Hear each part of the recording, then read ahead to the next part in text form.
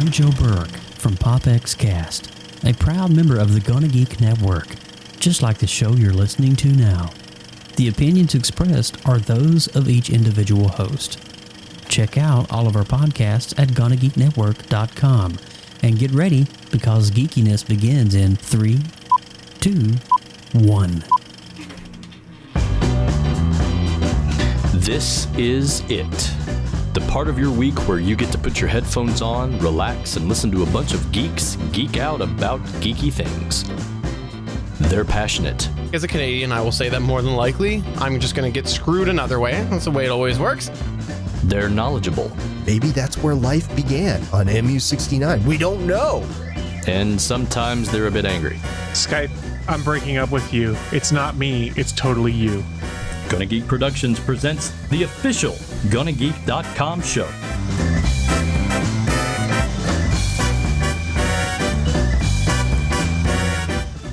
Hello and welcome to episode number 206 of the official GonnaGeek.com show. I am Stephen Jondrew, and with me, of course, is Chris Ferrell. Wait, I'm here? I'm confused. No, you're not actually here. We've also got, of course, Stargate Pioneer. What's up? We had a great 3-day weekend, and now we're getting back to what we like to do, and that's podcasts. So we're really psyched about the show tonight, because we're going to talk about some topics that are very important to the SP. We are indeed, and we also have with us Sunkast. Yo. Was that too cheesy? I kind of liked it myself, and what I would personally suggest we do is we end up making that your tagline from now on. I'll just make it so that it's like whenever you're on the show, it's just going to be yo. I like it. No. Guest, I regret K. doing this. Yo. Do it one more time, SP. And guest, Sunkast with a K. Yo. All right, now Chris needs to do it. And guest, Sunkast with a K. You're supposed to do the yo. Yo. Yo. All right, so yeah, we're here today with another episode of what apparently is a geek podcast. We're going to talk to you about the latest happenings in the world of geek. Now, if you're not familiar with things, you should make sure to check us out at GonnaGeek.com. That is our home, and we are usually streaming live at 5:45 p.m. Pacific time. That is 8:45 p.m. Eastern time on Mondays. Now, you might say to yourself, Steven, got to go to GonnaGeek.com and then search and try to find where you're at. Well, that sounds like a lot of work. Could you make that easier? Well, you are in luck, and I'm just going to say that you can type in www.geeks.live to go right there directly. Yo. Yo. All right, let's go ahead and do some news. Here we go.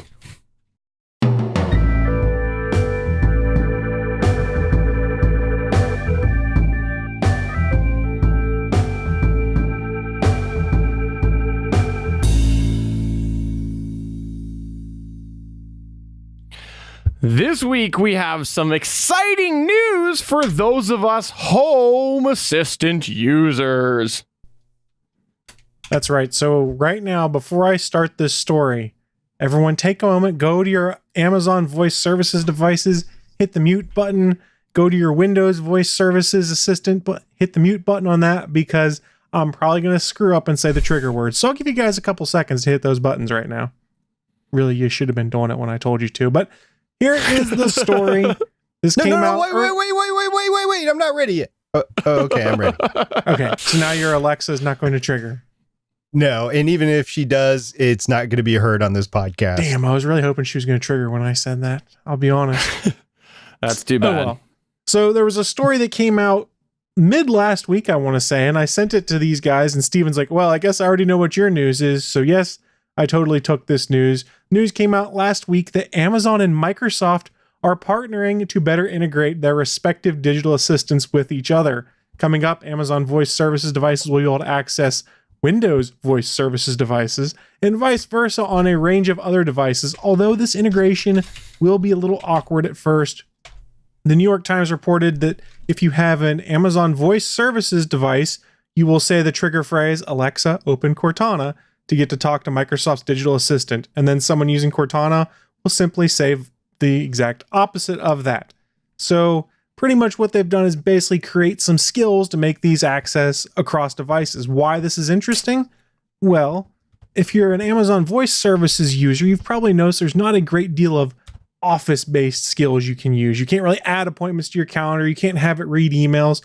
Well, the Windows version can do that quite nicely. And if you've got a Cortana set up, you've probably realized that, hey, I can't get nice hooks in to buy things easily. So they've basically set it up so that with these respective devices, you'll be able to leverage what their benefits are they have over other folks.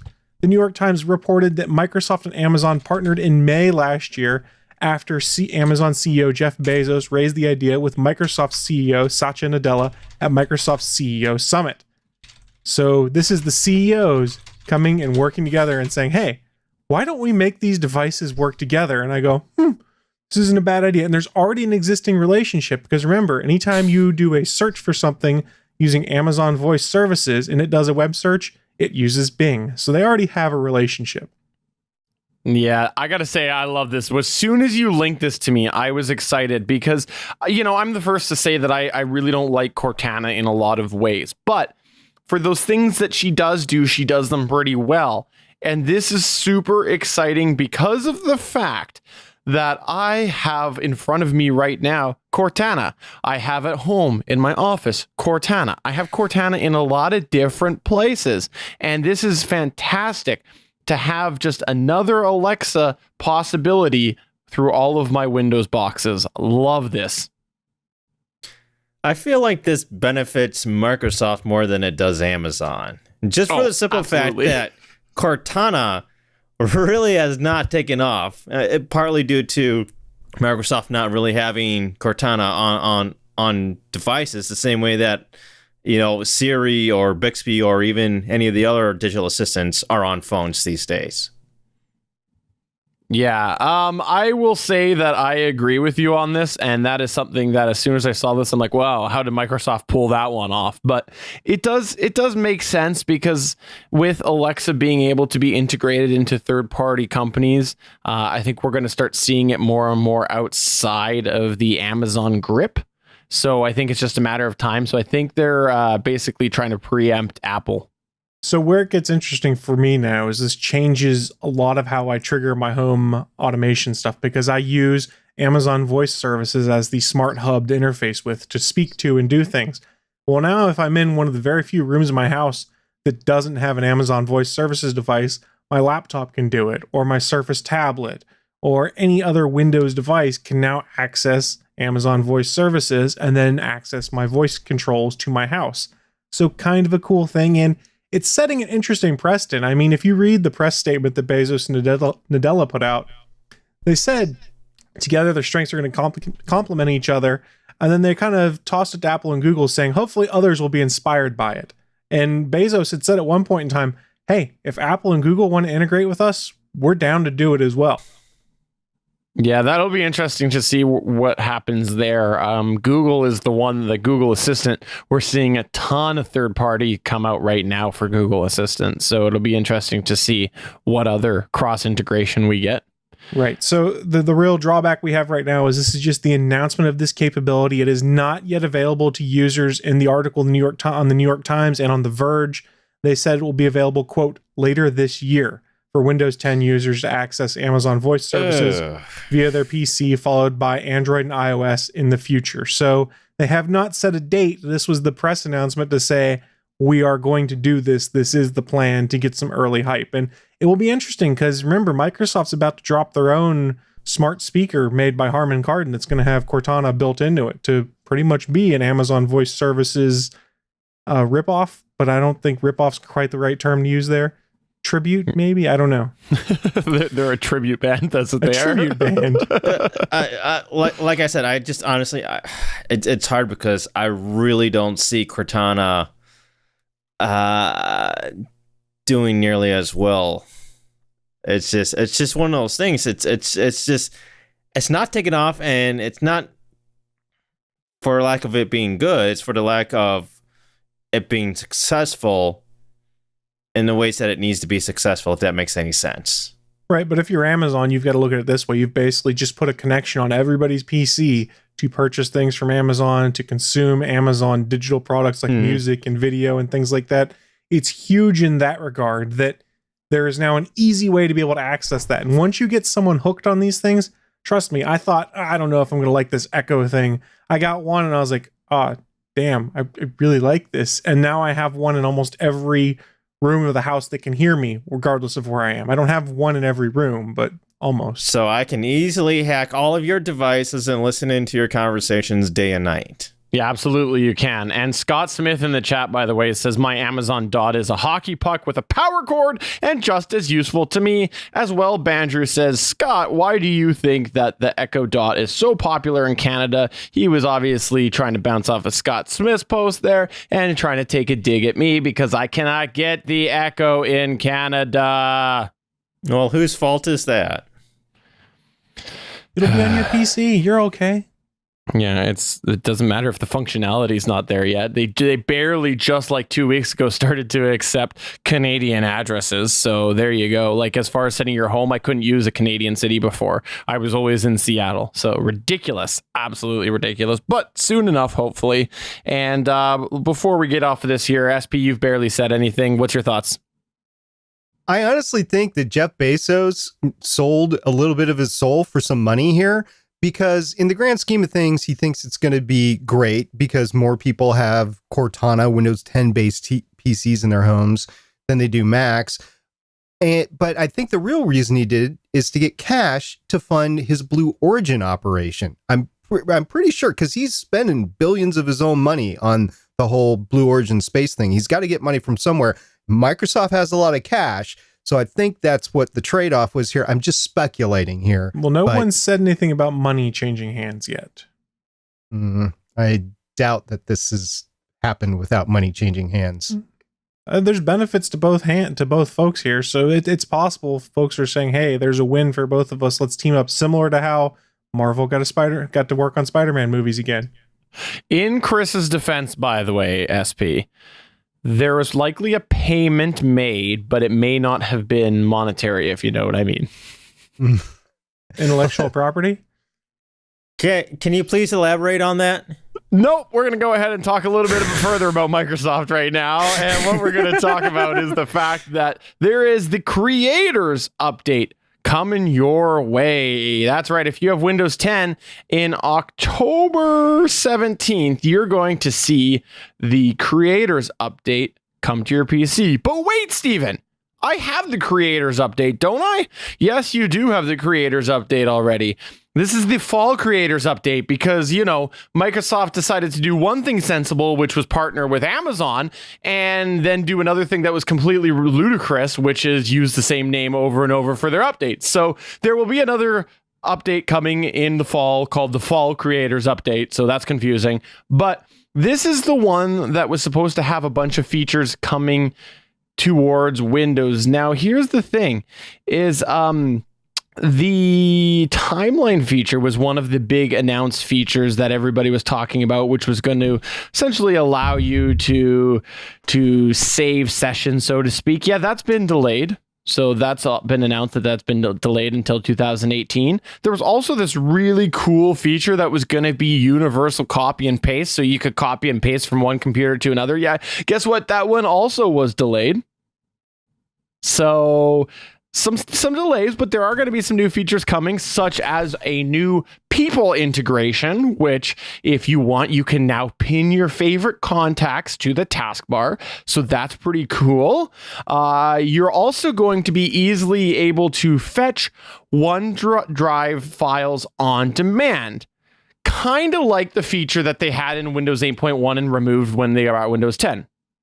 So yeah, that's an old feature that's coming back.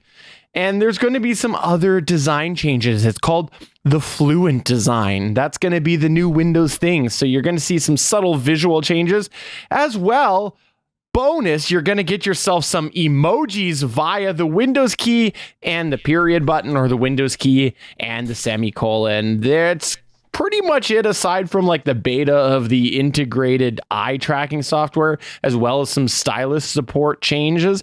So really, there's not a lot of interesting things coming in this update, and that sucks because there was those two main features, the universal copy and paste, as well as the timeline feature, which go Google those if you want. Those really do have promise if they work. Now, wait a minute. There's not all bad things about this creators update, because if you happen to be a podcaster, there's not anything in here that's probably going to break your machine. Now, I'd still wait to upgrade. You just cursed us. Thanks, SB. I'm sure I did, because we've all had issues with it before. But I've had it on a good source that it should be okay to upgrade. Now, if I can delay this, I am going to delay it and let other people run into the problems first. But if I have to be the sacrificial lamb, then I'll be the sacrificial lamb, and I'll just have a couple of weeks of vacation from podcasting as I try to figure out what's going on.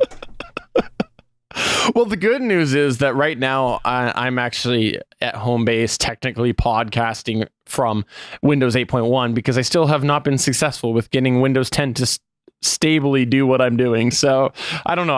Maybe I'll give that another shot after the fall creators update comes out. It's okay. Other podcasters wondering Windows 10 haven't had the best time podcasting either with updates. Literally. And I'm not even joking here.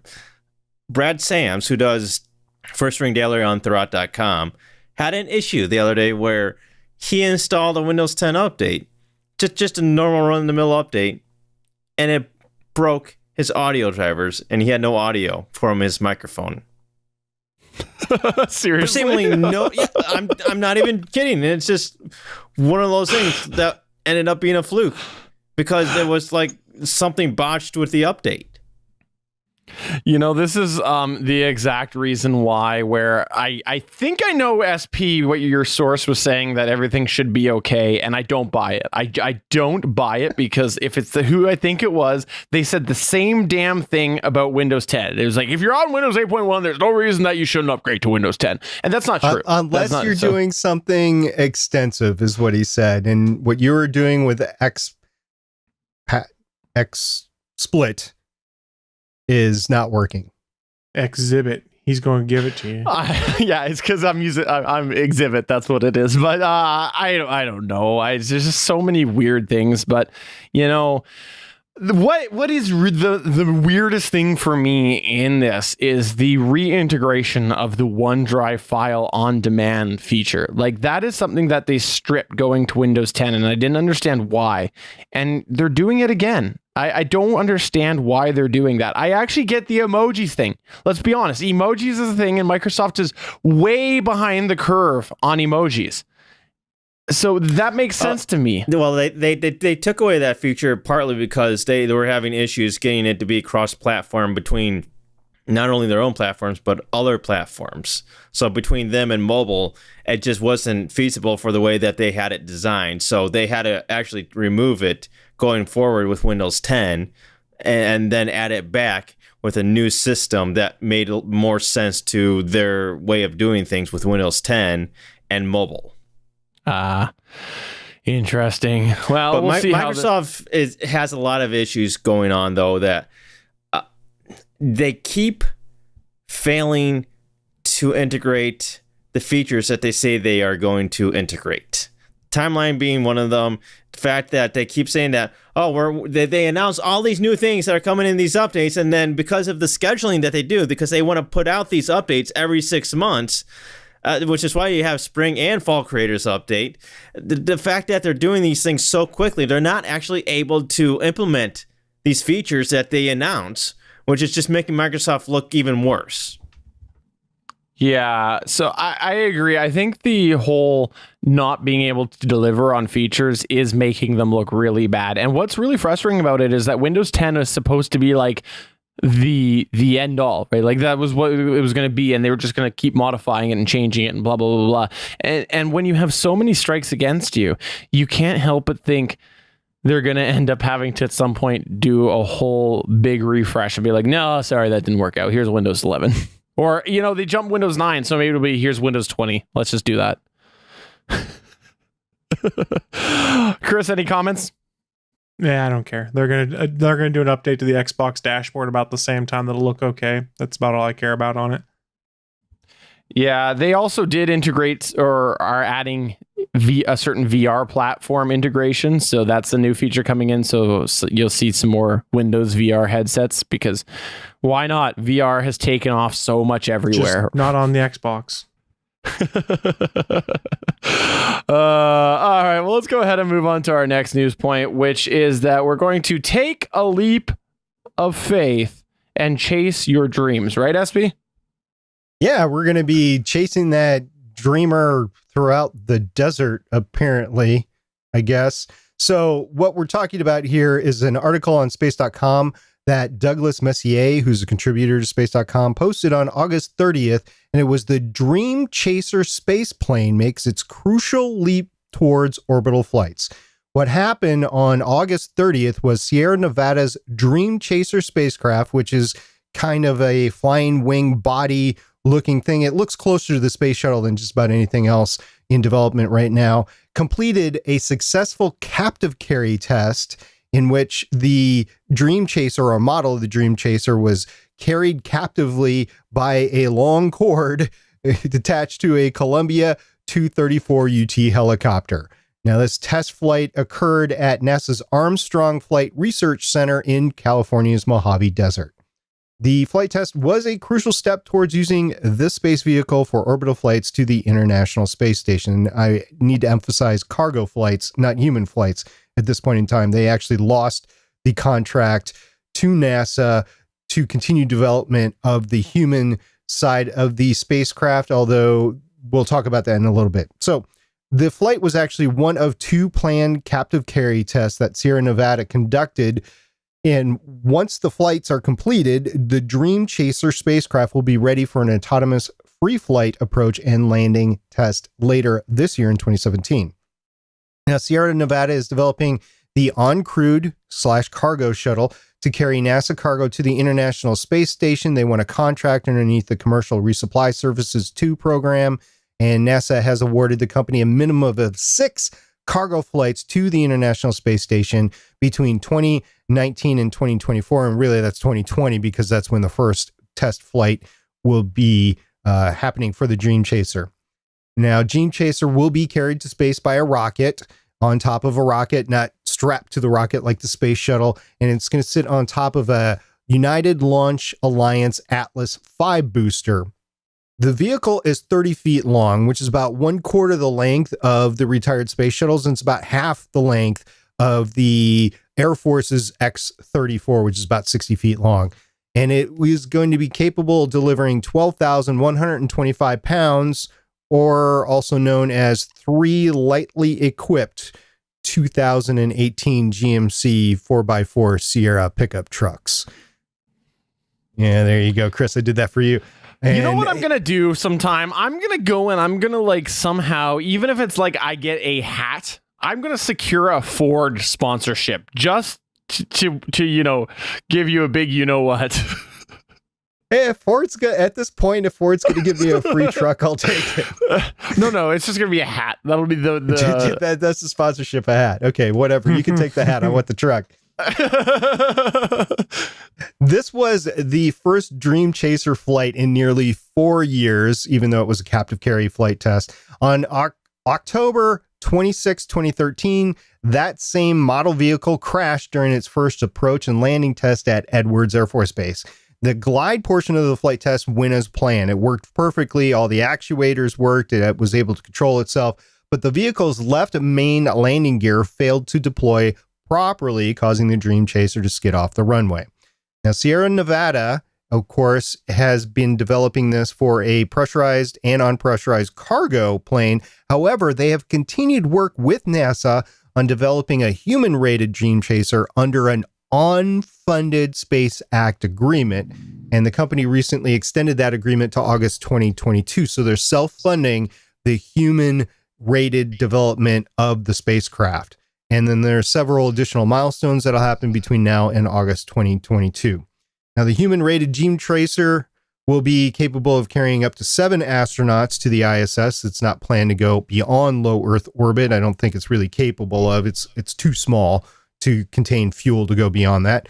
And Sierra Nevada continues to pursue funding options to develop the cruise system, but this is an important step in the development of the Dream Chaser to have yet another human-capable spacecraft or even a cargo spacecraft to go between here and the International Space Station, because right now there is no human way for the United States or Canada to get to the space station without using the Russians. Well, we just haven't shared our methods up here in Canada. They're a secret. What methods does NASA have, SP? Really? You think I'm just going to answer that here live on the internet? Look, we're all friends here. We all get along real well. You can give us a little scoop. Let us know what's going on in NASA land. What's that, Chris? Do I hear the FBI knocking on your door right now? Yeah, okay. I'm just gonna have to ask Deputy Director Sunkast then. I'll share everything with you. I'm the deputy director. I can do that. Sweet. Okay, so I got a question for you. Quest. So the Dream Chaser, when did this happen? This was at night? What does it matter if it's at night or not? No, it was at 7:20 a.m. that the flight test occurred. Oh, well then there it goes, because I was going to say that, Dream Chaser, I believe you can get me through the night. At some point in time, the thing's going to have to fly through the night, but right now that was a Dreamweaver lyric pull. That's what that was. That was a Dreamweaver lyric pull. Steven almost sang, guys. Make it stop. Make it stop. Please. So, SP, you also had something else you wanted to mention, right? Yeah, I have a couple of quick hits that are pretty important. First of all, we all know that Voyager 1 and Voyager 2 are headed outside the space system, and they have golden records attached to them about vocals and pictures and stuff like that. Well, New Horizons, which was the probe that just went by Pluto, is headed out of the solar system as well. It does not have anything like that attached to the spacecraft. So the guy that created the golden record, John Lumberg, he actually wants to design a golden record 2.0, which will be basically a digital message, which will be installed in the spacecraft after all the sensing operations are completed. And it will be a crowdsourced digital version called the One Earth message. So if you hear anything about One Earth message, go ahead and back that. That'll be fun to have some data packaged on New Horizon as it's exiting the solar system. And then finally, this is really important, guys. I've talked about the James Webb Space Telescope quite a bit. It's going to be an immensely revolutionary way to get more data, way more than the Hubble or anything else that we've put into space so far. When Hurricane Harvey hit Houston, it was actually just starting some testing at Johnson Space Center, which of course is in Houston. Now, they had a couple of tweets that went out on August 31st that said Mission Essential personnel who are testing the James Webb Space Telescope hardware at NASA are safe, and the hardware is safe and operational.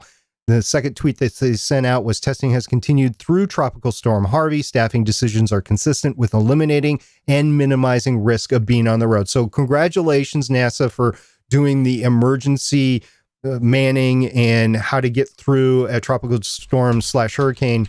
But there's flooding all over. I have no idea if flooding has affected this at all, the power or anything to the Webb Space Telescope. I reached out to the team a couple different ways. I haven't heard anything back, so I'm guessing any PR person is affected by the storm, and we're going to have some issues with Johnson Space Operations. I know there's been an incredible team there operating for the International Space Station the whole time, because that's where Mission Control is, but I don't know anything about what's going on with the James Webb Space Telescope. We'll hopefully have more information on that next week. Well, thank you very much there for that, SP. Sunkast, what did you bring to the table this week? So we finally have an announcement date for the iPhone 8. Yes, that's right. We've known that, yes, this year we would have the iPhone 8, and we finally know when it will be announced. That's right. September 12th, Apple has sent out invites officially to the press to announce the iPhone 8. So, with the iPhone 8, we're possibly getting 3 new versions of the iPhone. a next generation iPhone model with supposedly an edge-to-edge OLED display and a new 3D face scanning camera. And this is according to earlier reports from Bloomberg. And also an updated version of the current iPhone 7 and 7 Plus with wireless charging. We also think that Apple will actually release the final version, of iOS 11. Yes, they announced that earlier at WWDC and have been beta testing that. So it's just the assumption that we'll finally see the end version, the final release version for iOS 11, and it'll probably be released that day as well. And really, the invitation doesn't say much other than that. It just says, let's meet at our place, which is a reference to the fact that this is Apple's first event that they're holding and then the Steve Jobs Theater at its new Apple Park campus in Cupertino. So I'm pretty excited about this because I've got an iPhone 5, which is like ridiculously old. So I want to see what this new iPhone 8 is, how much it's going to cost, or how much I'm going to have to spend to get this thing. What do you guys think about the fact that we're finally going to get maybe an iPhone with an OLED display and no bezels? I think that the Apple iPhone is the greatest phone that has ever been on the planet. I love Apple. Everybody should be on an Apple phone. And really, if you're not using an Apple, you should just realize that you are beneath us Apple users. Agreed. What is with this war on bezels? What's wrong with bezels? What have they ever done to you? I mean, these bezels are fine. They're just bezel. Why do you need to get rid of bezels? It's how you hold on to the phone. No, the bezel is the top part. That's what they refer to the bezel now. You know, the white area, like, or whatever, the top part they were calling the bezel now. That's it's changed. I don't know why we call it that, but that confused me a long time ago. And every time we talk about a bezel, I think about the episode where I mixed it up and even showed it on screen. But that's what we call a bezel. Yeah. Okay. So I don't. Well, that makes sense to me. So a top to bottom screen is what they're talking about. It's a lot of wasted space there if you really think about it. So, hey, I'm all for that. The thing I'm really interested in for the iPhone 8 is the rumor that they have done away with the home button. And now there'll be a new method for closing apps, replacing pretty much your single tap to close apps, double tap to bring up your tile of apps and things like that. That's very interesting to me. It doesn't seem very long intuitive. overdue. It's quite honestly long overdue. I heard it's going to be a touch-sensitive place on the screen. It's basically going to be a home button, but it's going to be on the screen. No, there's no home button anymore. Well, I know, but it's phased out. No, the button itself does not exist in there based off the leaks that have been coming out. Instead, you're going to swipe up from the bottom of the screen to throw it up to a tile bar or something like that, depending on the leak you've been reading. The home button functionality, as you know it, goes away. There's not even a virtual home button. Well, do we get a 3.5 millimeter headphone jack back? I know. Damn it. No, they're removing things. That's where the point that Apple has gotten to is that in order to make it better, they have to remove things. Makes like total sense to me. And then they can add it back. No, I'm excited about this because not only for what Chris has mentioned, but the fact that they're finally going to move to an OLED screen, which means hopefully I will finally be able to see my screen in sunlight. Yeah, it's pretty great. Okay, I have a confession about the OLED. Every OLED that I've owned burns in. Yep, that's the problem. And I'm not the biggest fan of OLED aside from the vibrancy. It looks gorgeous, but after fan. about 2 years of use, then your screen is all jacked up because my smartwatch I have right now is OLED. So literally whenever I'm not wearing it, I turn the screen off so that I'm not wasting time on those pixels getting burnt in. Oh God, so this is going to be a big problem when I play Pokemon Go all day. So basically, this is Apple's way of needing you to refresh your phone every 2 years.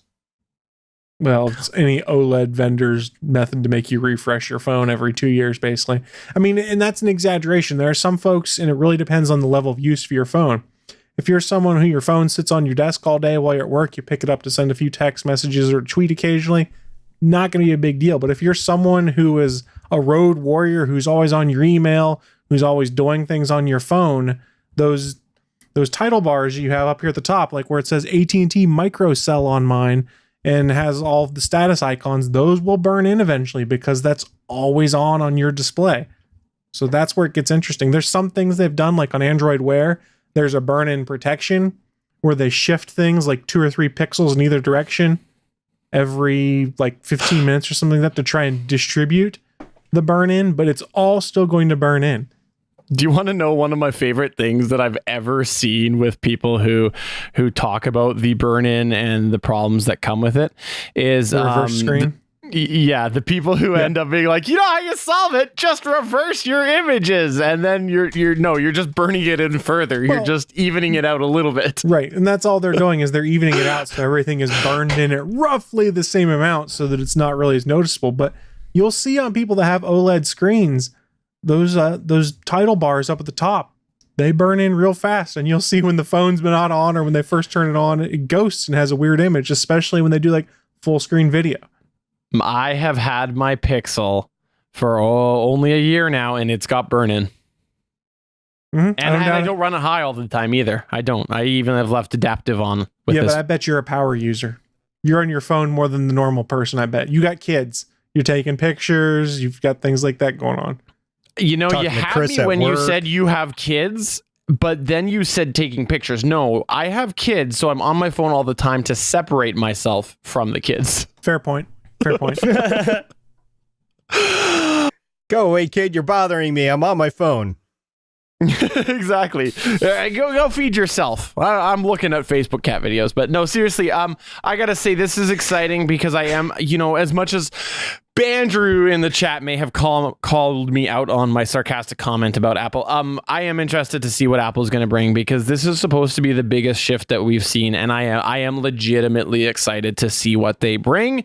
Again, I don't foresee myself going to Apple because there's so much I like about Android, and my brother recently, who was like diehard Apple, has switched over to Android, and the conversations we're having has just really solidified my like on why I like Android a little bit better. But that doesn't mean I can't appreciate that Apple is hopefully going to bring out some cool things. Hey man, I'm over this whole Apple Android war. Just get whatever works best for you, and it's fun to see the technology evolve. I might jokingly be like, "Oh, Apple sucks," and say stuff, but it's all basically the same thing at this point in time. Who cares? All right, and finally, in our extra section, we're just going to talk about how amazing the Inhumans television show is looking like it's going to be. If you didn't know, Inhumans is launching in a couple of weeks on ABC, and they decided this past weekend that they are going to go ahead and, well, they decided a while ago, but that they were going to screen the first 2 episodes within IMAX. Yes, that's right. We're able to see the first 2 episodes in IMAX, and honestly, everybody is just saying that this looks amazingly bad. That is what everybody is saying. It is apparently amazingly bad. That's the reality, is that while when we talked about Inhumans, I was excited and thought that possibly there was potential, everything I'm seeing looks like I will be barbecuing up some crow and eating it.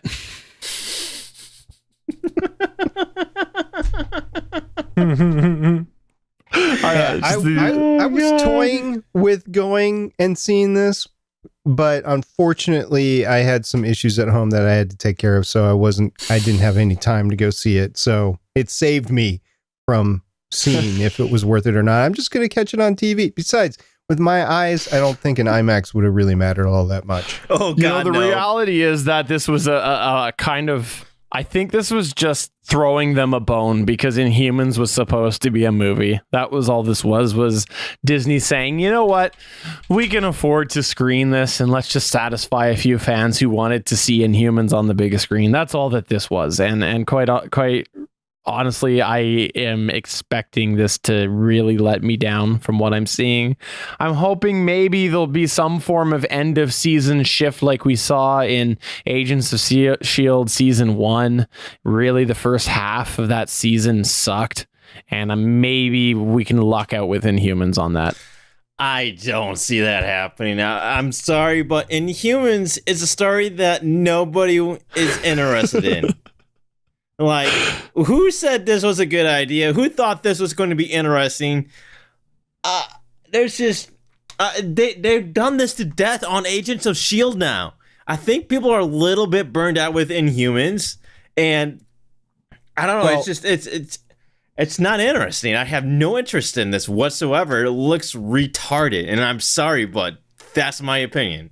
So, admittedly, the major Inhumans, the royal family of the Inhumans, which is what this is surrounding, nobody likes. I mean, they are complete idiots in the comics. They go after the mutants either intentionally or accidentally, and there's this big mutant Inhuman fighting back and forth. But the new humans, the new version of the Inhumans, which Quake on Agents of S.H.I.E.L.D. would be considered a part of, they're cool. Ms. Marvel, not Captain Marvel, Ms. Marvel. It's all cool. So you just got to think of it in terms of that this is not all of the Inhumans. You actually have some cool Inhumans. These are not cool Inhumans. So I don't know we'll see what the TV show's like. Fortunately, I think it's only 8 episodes.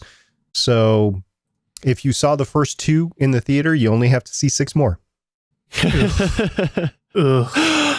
Well, yeah, as we mentioned a while back, Agents of S.H.I.E.L.D. is being bumped up in the rotation, so that at least Inhumans did that. But let's go ahead and move on to our fun segment that we've got next.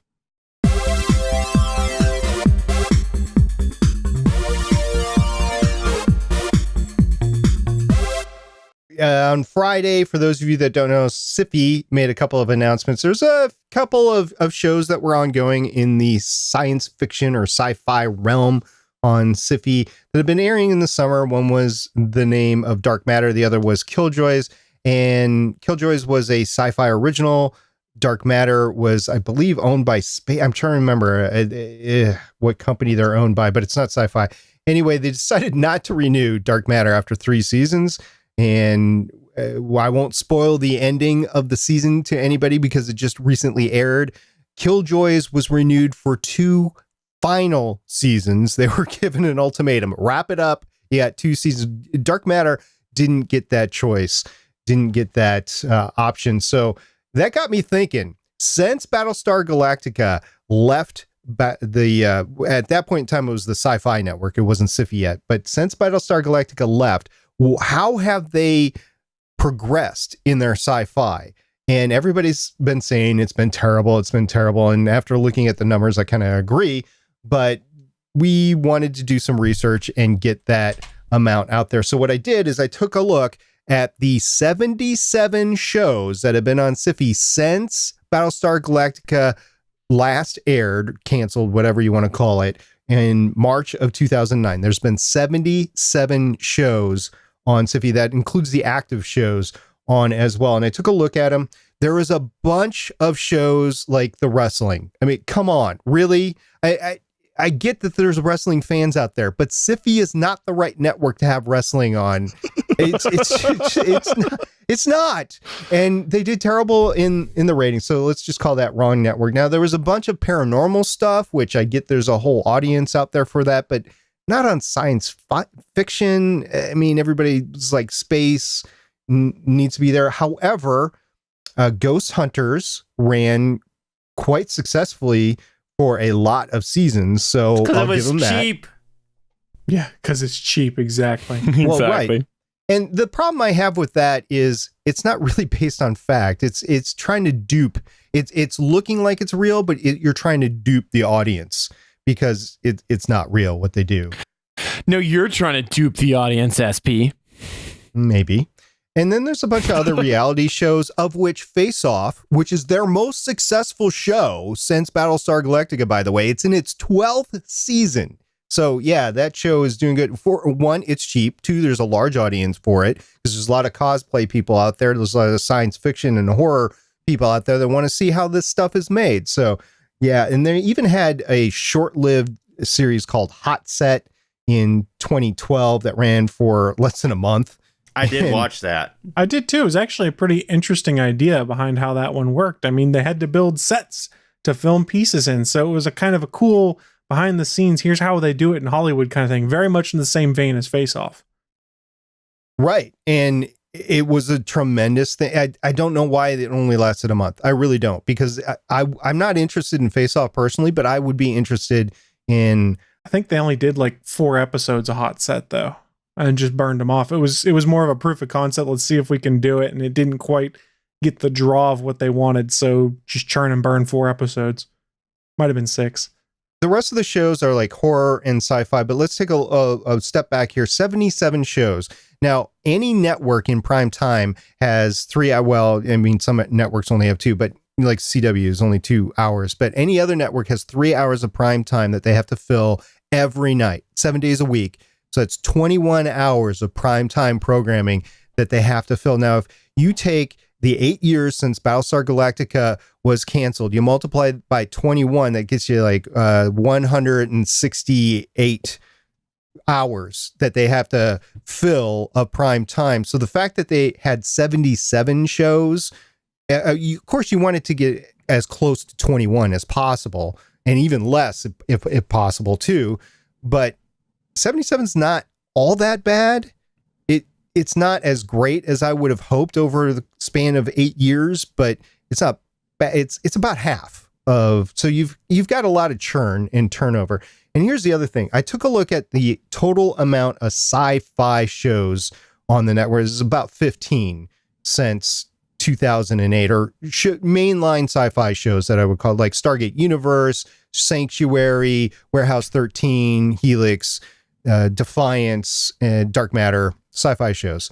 You take a look at them, only 7 of all of these shows have reached beyond 3 seasons. That's a tenth of the shows since BSG. So that's my point. I'm not watching. I've now determined I am not watching a show on SyFy or NBC or Fox until it gets to 3 seasons or more, because then I know. Wow. Then I know it's going to work. And I've got a backlog anyway. It's not like there's a lack of content out there. So show me a show that you were going to invest in, SyFy, and I will show you that I will watch it. But I'm not. Then you need to start watching Z Nation, because that's like season 5, and that's absolute trash. Absolute trash. And that's putting it so there's a quality factor that's going to go in there as well. I'm not going to watch stuff that's not quality. But let's just go down these sci-fi shows and we'll see how many seasons and how many total number of episodes and what we thought about them. So we'll start off by the first show that ended after Battlestar Galactica. That's a sci-fi show, Stargate Universe. We talked a lot about Stargate and the fact that it's got 17 different years of seasons out there between the 3 different shows that aired: SG-1, Atlantis, Stargate Universe. SG-1 and Atlantis ended before Battlestar Galactica. I didn't know that. I thought that Battlestar Galactica went first, but no, they went. And then Stargate Universe was on for 2 years. And that was the dearth in the Sci-Fi Friday schedule, because they had Battlestar Galactica, Atlantis, and SG-1. They were all gone. So they had to try to recoup for them. Well, Stargate Universe, 2 seasons, 40 episodes, and it ended in May of 2011. There was 40 episodes of that? On a 20th season. Too. Yeah. Oh my God. Well, you got to admit, when they took, okay, so let's put our Wayback Machine hats on. Star Trek: The Next Generation. A lot of people will agree it didn't get good until midway through season 3. So sure, you got to give these shows a chance to build up. And Stargate Universe, I think, was one of those shows. I'm going to stop you there for a second, because I don't agree with your analogy there, and I won't detract too much. Season 3 was better, and again, people are going to be like blasphemy, but it's because Gene Roddenberry died. Star Trek is not a good example of that. I will agree with your idea that series have to develop, but Star Trek: Next Generation changed because Gene Roddenberry died. Well, regardless, it changed, and people started paying better attention to it at that point in time. So Stargate Universe at the end of season 2 arguably was a way different and better show, but yet they canceled it. So what do you guys think? Did you guys watch Universe, Chris? I watched it. I thought the first season and a half was not very good. It was basically Stargate Galactica, because they're trying to be, oh, we're dark, we're deep like Battlestar Galactica. And then I was like, no, you're Stargate. And they started to realize it near the end of that run. I'm kind of bummed it ended on a cliffhanger, but I think American Mythology is the name of the company, the comic book publisher rather, is doing a Stargate universe official tie-in that finishes up the story. Yep, and I'm actually getting that on my pull list on a weekly basis or whenever it airs. I think they've had one drop so far, and the next one's coming out. Now, Sunkast, you watched it, but you didn't care for it all that much? No, it just wasn't that great. It seemed like there was a lot of problems with it, and it just had a very different premise than the other two series for Stargate, and it just didn't feel in line, and it didn't feel anything like what we were used to with the Stargate series. So it's just, and none of it ever quite came together for me. No, that's fair. I think the last 5 episodes or whatever were getting there, but the dark Jack O'Neill it just wasn't working for me. So anyway, that was Stargate Universe, and so you get the thought of what's going in SyFy at that point in time. Caprica aired about the same time. It was the follow-on to Battlestar Galactica. It was actually a prequel. It ran for 1 season, total of 19 episodes. And if you remember, they held off on the final 5 episodes and they burned it off in a day, I believe, like January 2nd or something like that. Mm-hmm. And that was after months of not being able to see it. A lot of people grabbed it because Space up in Canada aired it, and it was widely torrented, and people watched it that way. I actually watched it when it was on SyFy, and they burned it for 5 episodes. So it was my attempt at telling SyFy that I wanted to see this sort of content, even though it's being canceled. But it didn't find its roots until the last few episodes, in my opinion. But Sunkast, what did you think? I watched, I think the first 3 or 4 episodes of it, and it had a lot of promise, and it was kind of interesting, but then it just seemed like it was a little bit too slow out of the gate. And I think that was the problem with Caprica. That's exactly the problem, is Caprica was too slow, and people came in expecting it to be the next Battlestar Galactica with all this over-the-top cool action scenes and things like that, and Caprica was very slowly paced, and that's putting it generously. Now, I enjoyed Caprica, but at the end, I was like, now it's all coming together. Had you guys had some payoff earlier on, maybe the show would have gotten more, because there just wasn't that payoff in the first half of the season. It just kept building and building, and you're going, wait, what's going on? And really, my only heartburn with the show was the swerve they tried to do with Bill Adama, and I won't do anything more than just mention that. For anyone who's seen the show, you know exactly what I'm talking about. Yeah, okay. I won't give anything away, because that is a major spoiler. And we can't really spoil a 6-year-old show, I don't think, but just in case. Yeah. Well, the next show to come along was Sanctuary, that was done by Amanda Tapping. It was one of the first shows that was done completely by green screen. Great concept. Took a lot of money to produce from the CGI standpoint, but not a lot of money from the production standpoint, because they didn't have to build sets all the time or go find a new forest in Vancouver or Toronto or whatever. So it was a great show for a lot of people. It lasted 4 seasons with a total number of episodes of 59. And I enjoyed it. It was time for it to go, though. It reached to a final point. However, at the very end, they left it in a place where it could be considered a cliffhanger. So I'm a little jaded about that. I think they could have done something differently at the end, but they didn't. I don't know. Sunkast, you watched the show, right? I did. It was one of my favorite shows. It not only had Amanda Tapping in it, which was from SG-1, so it already had that going for it. I had Christopher Hedrell in there as the Beast, which is just, he's a phenomenal actor. And it's like, anything he's in, you have to watch, because he's that good of an actor. And I agree with you. By the end of it, it just seemed like it had taken such a storyline from where it had started off and where it had gotten to, that it just seemed like it had covered everything that it could do. And Chris, did you watch any of the episodes of Sanctuary? I couldn't get into it. I watched a couple episodes. My real heartburn was it took Amanda Tapping off of Stargate Atlantis, where it felt like her character just found stride in being in Atlantis. And they're like, oh, Carter's leaving again. I was like, what the hell, man? What the hell? I know, but if you know Amanda Tapping's personal story, this was her baby. This was her move into the production side of things. She put her money into this show. So I can see why she left Atlantis, because she was tired of Stargate after, what was that, 12 years of Stargate at that point in time? Something Pretty like much. that. Yeah. I gave it a try. I just couldn't get into it. Yeah. And it wasn't exactly sci-fi. It was more like fantasy. Yeah. I would call it. There's where Chris's weakness is. If it's fantasy, I probably don't care. But you care about Star Wars, and Star Wars is fantasy. Space fantasy. Okay. So the next show that we're going to talk about is Hollywood Treasure. I really like this show because it basically was a whatever you want to call it, American Pickers or the Storage Wars or whatever, and they're trying to find geek cred gear from geek based films and TV shows. So I really enjoyed it. However, it only lasted 2 seasons with 30 episodes. I'm not sure why it didn't last longer than that. Maybe it just didn't get ratings or something like that. But that was a reality show that I could see on Skiffy. Chris, did you watch it?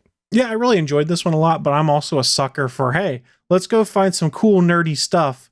We're going to tell you a little bit of backstory about why it's so cool, why it's so important, and then we're going to auction it off at the end. So you'd be like, damn, that was worth more than I expected. It was a fun show for me because they'd show up with like, here's the Luke Skywalker lightsaber prop or something from Star Wars, and you'd find out about the making of it and who owned it in the intervening years and the story of how they got it. And they did that with all sorts of different props and things like that. So I thought that was fantastic. And that kind of stuff really interests me. I love props. I love the history of them. I love seeing how much people will pay for them as I go, man, I wish I could have one of those one day. I know. And then you have to store them correctly and everything like that. Anyway, it was a good show. It's sitting on my mantelpiece so everyone can stare at it. That's right. Well, then you have to worry about degradation because some of these masks will just fall apart, just sitting there, that sort of thing. All right. So the next show we're going to talk about is Eureka. It was a show about this company-owned town. It was actually a governmental town, and all they did was, you can think about DARPA living their dreams in a town in the middle of nowhere. It lasted 5 seasons, a total of 77 episodes. It wasn't incredibly great, but this was at a time where SyFy was trying to make better, cheaper, smaller shows. And I think they did a good job for that. It was a fun show to watch. Colin Ferguson is the sheriff on the show that I enjoyed, but it wasn't for everybody. And I kept saying during the entire show, I want to go back to space. I want to go back to space. I want to go back to space. So it kind of killed the show off. But 5 seasons is one of the 7 shows that lasted more than 3 seasons since Battlestar Galactica. Chris, did you like the show? I couldn't get into it. I watched the first episode, maybe 2 episodes, and say, I can see why some people enjoy this. It's not a show for me, and then promptly passed. Now, Sunkast, I bet you enjoyed the show. Oh, I love this show. It was one of my favorite shows and still is one of my favorite shows that has been on SyFy.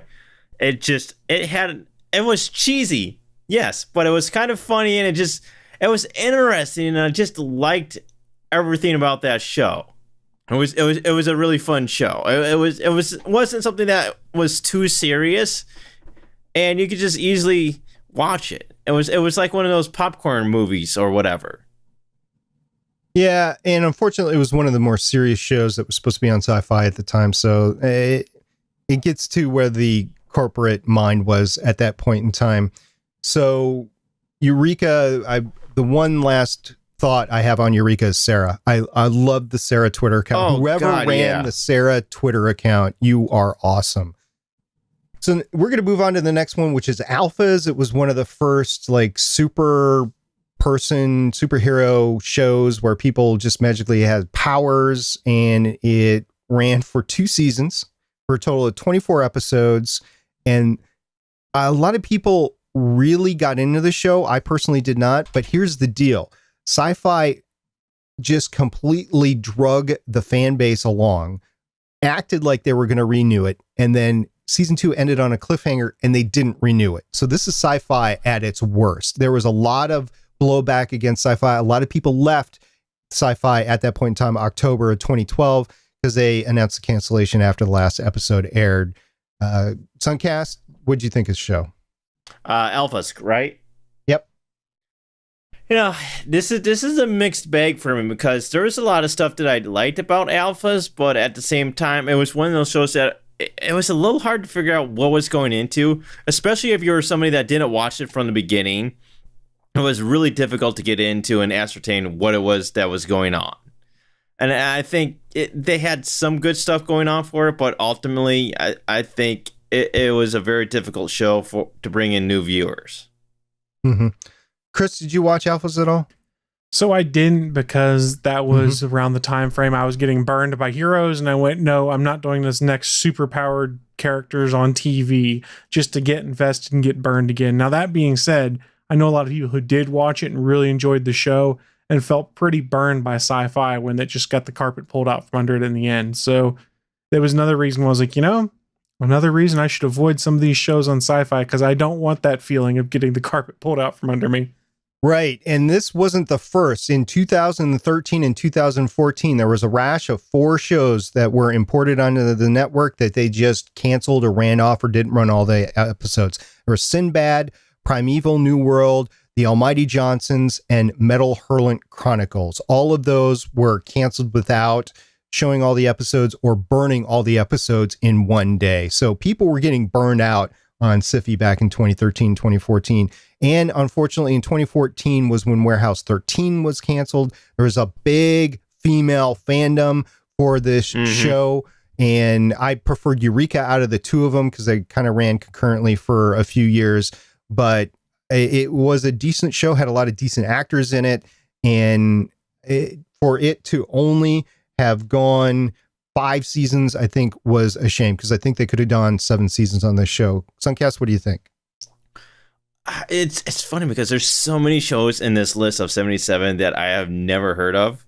And I'll be honest, I think like maybe out of that 77, I liked 8, Warehouse 13 being one of them. And I didn't even get into Warehouse 13 until later, like 2 or 3 years after it started airing. So I actually ended up rewatching like from season 1, and it was a very interesting show. And again, it had the same premise as Eureka. It didn't take itself too seriously, which I loved. And it was just something that you could have a lot of fun watching and not care too much and not have to think too much about it. Chris, what did you think about it?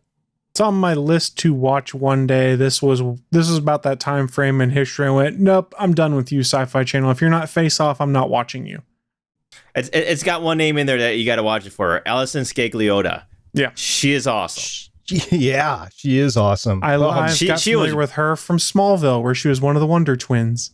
She was badass in Warehouse 13, especially towards the end. That's why I want to watch it, because I enjoyed her in that. And she came on there's a podcast I listen to, the Starkville House of L, the shoe podcast, as they call it. I believe they had her on there, or somebody there interviewed her, and it was just kind of fun. I was like, okay, I might need to check out Warehouse 13. It's weird. She's on a show now on, I think, ABC Family or whatever, called Stitchers, which is a completely different character from what she played in Warehouse 13. Okay, guys, we're kind of running out of time. So the next 3 shows that I have on the list are Helix, Defiance, and Dominion. All ran 2 or 3 seasons.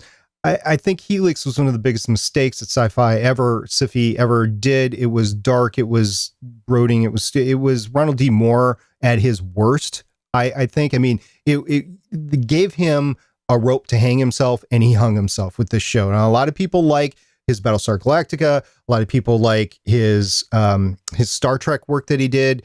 So the man's very talented, but he just was off the rails with this. And I wonder if he had other people coming in to help him with that show or not. The other one was Defiance. I did a podcast on it, Voices of Defiance. I can't believe the network canceled that after 3 years. It's honestly, it should have given at least 5 or 7 years. And then Dominion, didn't watch it at all, but I know there was a big fandom to it. So you guys have anything to say about those 3? Defiance. Absolutely 100% Defiance. I am still pissed off and bitter about that one. If you didn't leave the network after Alphas, a lot of people left the network after Defiance and will not trust SyFy after that. Chris, did you see any of those 3? I couldn't get into Defiance. I don't know why. And then Helix, I watched the first episode, went, damn it, Ron Moore, I really wanted to like this, and then watch no more. Right.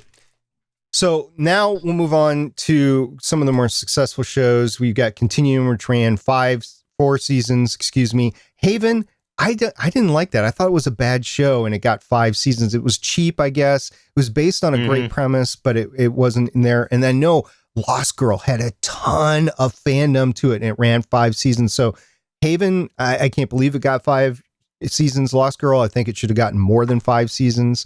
But Continuum, at least they were able to close off the storyline. Simon Barry did a great job after 4 seasons of doing that. So the network's getting a little smarter, going a little bit longer with their shows, but then the ball dropped on Dark Matter. And I think the network made a big mistake with Dark Matter, because I'm not the only one that's talking about leaving the network after Dark Matter. There's a ton, tens of thousands of people are saying we're not going to watch anymore because I can't believe you pulled the plug out from here. So you guys have anything to say about those shows?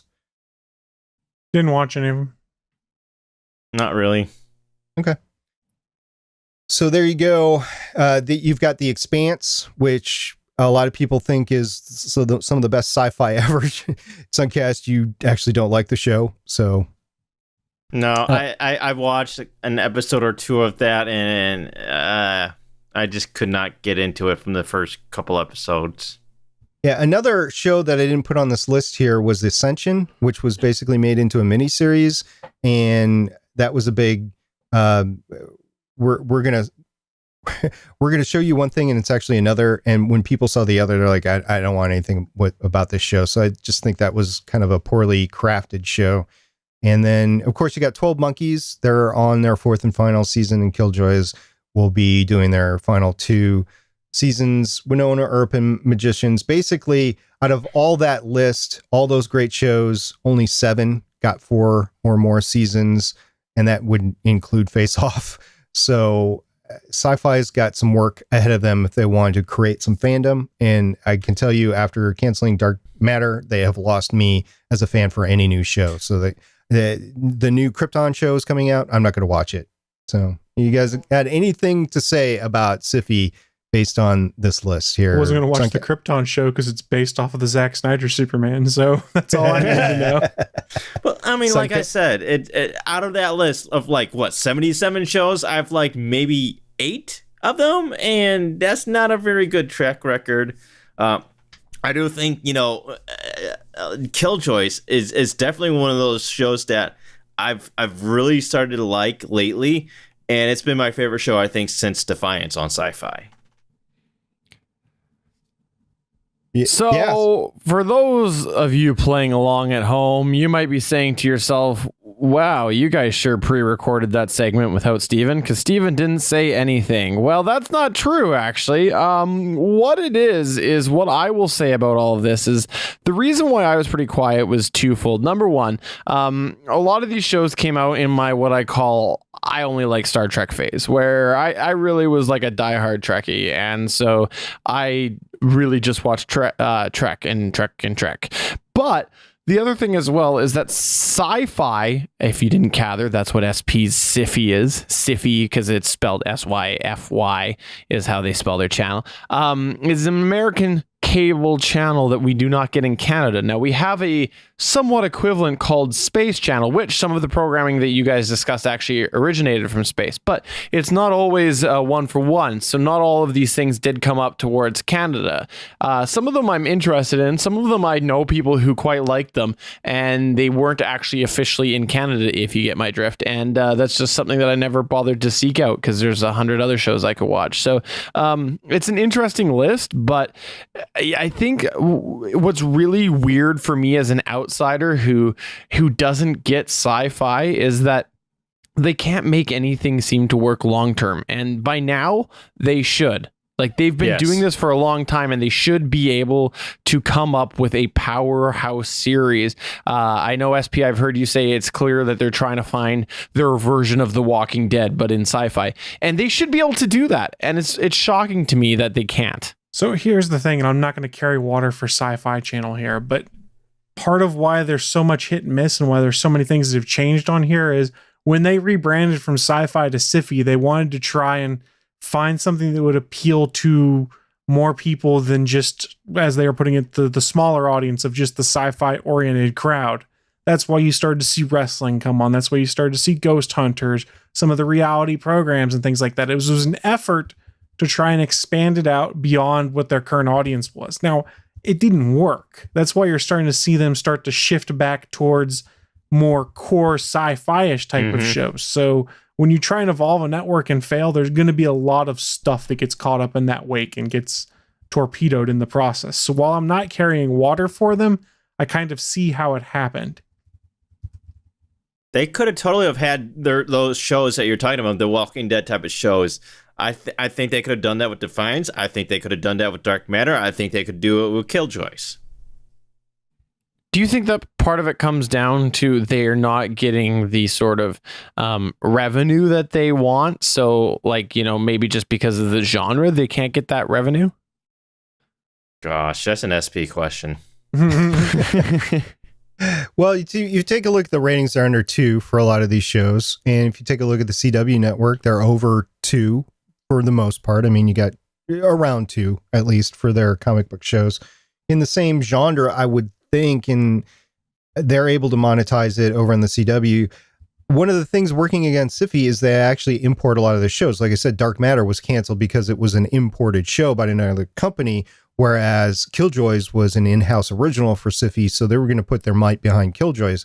I personally think Dark Matter was a better show than Killjoys. I know people argue with me on that. I know Sunkast thinks the exact opposite, but it doesn't matter. There was a large fandom for Dark Matter, a large engaged fandom, and they canceled the show to try to go for, I don't know what they're going into now, fantasy again or something like that. So I don't know. We'll see.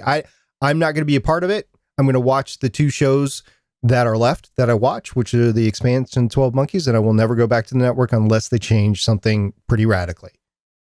I thought you were going to do that after Defiance. Yeah, but then I saw The Expanse and Dark Matter, so I was like, okay. But now I know better because, you know, they're just, even if it's a cool show, I'm not going to get more than 3 years out of it. So, okay. Yeah. Well, thanks for compiling that list, Stargate Pioneer. If there was one person to bring up a sci-fi, I'm not going to say SyFy, list, it is you, because you are the pioneer of Stargate. And as we all know, Stargate was an amazing television program theater. Theater? Okay, I'll go with that. It was amazing. So we want to know, what do you have to say about this? You can reach us at Gonna Geek. You can find us at facebook.com/Gonna Geek, or just send an email to podcast@gonnageek.com. What was your favorite sci-fi show? What was your least favorite sci-fi show? And also, what are you just wanting to see Sci-Fi Channel do going forward? Maybe your answer is just go away. That's a very valid answer as well. Might be. Awesome. So that's going to take us towards the end of the show. Again, if you find us on Mondays at 5:45 p.m. Pacific at www.geeks.live, you will see us streaming there, and you will see all of the technical problems that we might have or might not have. We never have technical problems, do we? Never.